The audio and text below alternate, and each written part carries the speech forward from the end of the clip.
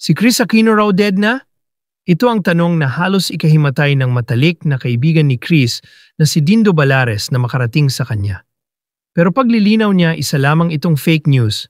Kasunod nito, ikinuwento niya ang kasalukuyang lagay ng Queen of All Media. Chris dinala ng ambulansiya sa ospital. May bad news at may good news. Unahin na agad natin ang bad news para happier ending tayo later sa good news. Last Saturday, 5 ang tumawag at nagtanong. 4 na mga kaibigan sa press at auntie ko ang isa pa.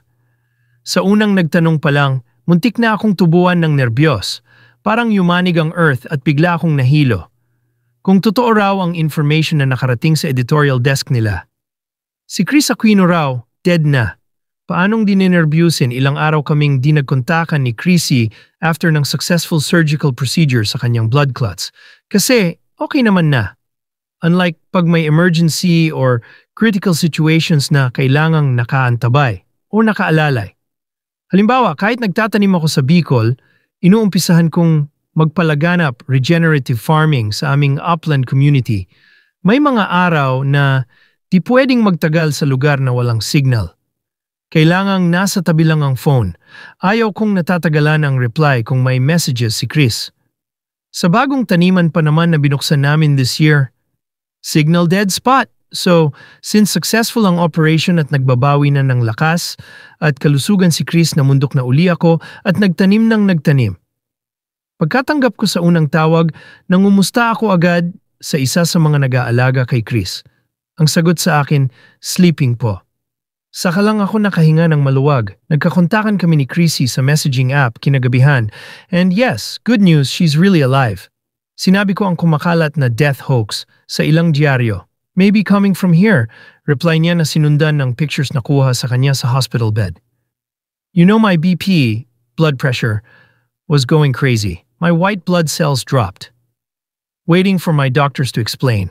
Nag-send siya ng photos kuha sa resulta ng kanyang blood pressure monitor. My BP now. Scary, mensahe niya. When I reached 172/112, I told Alvin to call St. Luke's for an ambulance. Kasunod ang isa sa mga katangiang minamahal ng buong pamilya kay Chris. I don't want you to worry, Kuya Dindo. Kaya pa. Pambihira. Si Chris laging ganyan. Siya pa ang laging nagbibigay ng comforting words. In high spirits si Chris dahil they checked if I had more blood clots. The good news, the blood clot that required for the surgery, thank you for the prayers, has shrunk significantly. Hayun dahil sa good news niyang ito, anlikwentuhan kaming dalawa hanggang sa nakatulog na pala akong hindi ko alam at nagising na hawak ang phone. Sorry agad ang message ko sa kanya kinaumagahan. Para sa kanyang followers, please don't worry. Marami pa ring dinaramdam at ginagamot kay Chris, pero lagi pa ring matapang sa buhay. Siya na mismo ang nagsabi, kaya pa, marami pang susunod na posts.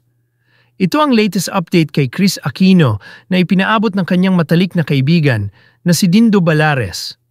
Ngayong araw ng Huwebes, September 4, bagamat dumaraan pa rin sa matinding pagsubok ng mga karamdaman ng Queen of All Media, mariin niyang pinabulanan ang mga kumakalat na fake news na pumanaw na raw ito. Patuloy pa ring nakikipaglaban si Chris at hiling nila sa mga nagmamahal kay Chris na ipagdasal na lamang ito para humaba pa ang buhay at tuluyang gumaling.